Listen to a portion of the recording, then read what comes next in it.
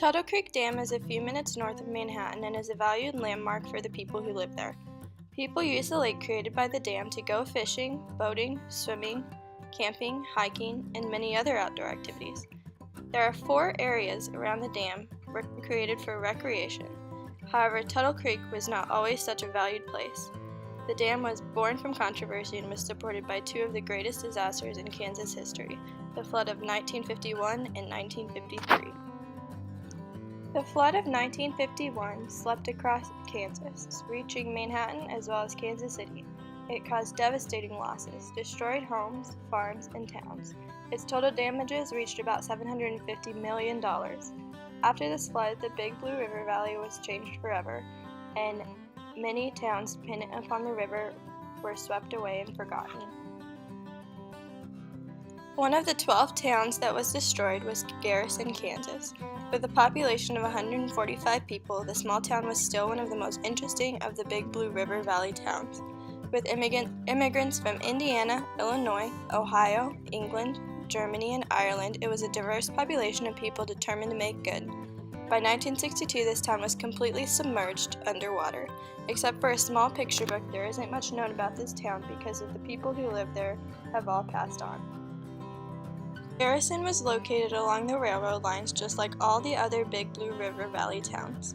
This was for easy transportation for the crops and livestock the farmers grew. While Garrison was not located on the Pacific Railroad like the other towns since it was on the east side of the river, it was still connected to it because it was close to where the Pacific Railroad and the L.K.and.W. Railroad crossed. By the 1890s, the town was settled. They did not have a large influx of people like they did when their population reached 400.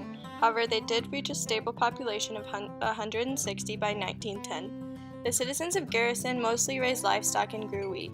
The citizens worked together to harvest the wheat, and it became a close, tight-knit community. This was true for not only Garrison, but for most of the communities in the valley, making it easier for them to come together when the dam controversy struck. The valley was prone to frequent floods, and it became a way of life for the people living there. The government saw the Blue River Valley as a large cause of the flood of 1951. The country was still recovering from the Great Depression, and the government wanted to protect the urban areas like Kansas City.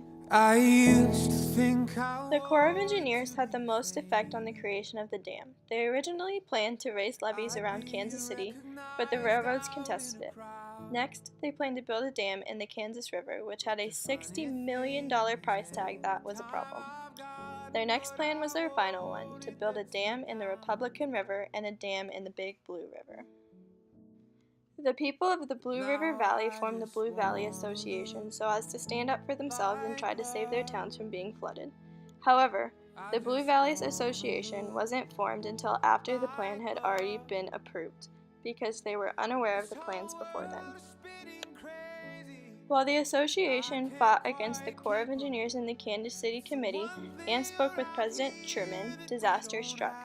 The flood of 1951 hit and it devastated the area. This, paired with another flood 2 years later, made it nearly impossible for the Blue Valley Association to fight the dam. The second flood struck Abilene, Kansas, the home of President Eisenhower. The Blue River Valley Association spoke to Eisenhower to fight for their home, but Eisenhower was also fighting to protect his own home and authorize the creation of the dams.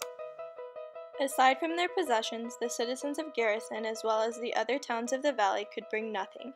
There was a huge debate over moving the graves of the cemeteries, and it was eventually combined with the Carnahan Cemetery. Now, Garrison is nothing but a part of a cemetery and a home for fish, forgotten and submerged. If we found out that the world was gonna end on Tuesday morning, what would everybody do?